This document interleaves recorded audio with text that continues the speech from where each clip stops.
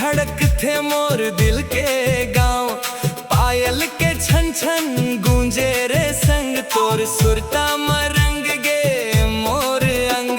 चंपा जैसा महके तोर सुगंध, देखत ही बन जाते दिल में आनंद। खेत खरिहान में संग चलबो, चांदनी रात में हाथ धरबो। गोरी नारी टूरी दिखे टनाटन, माँ कसम टूरी दिखे झमाझम, तोर नैना में डूब गे मोर मन। दिल लेके भागे रे बन के पवन।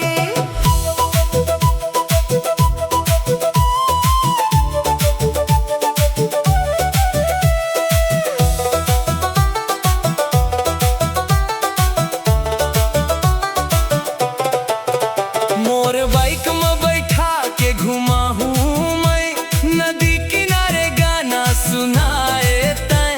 हवा में उड़ते तोर जुल्फा के बात, तै बिना सुना लागे दिन और रात। सज के जब निकले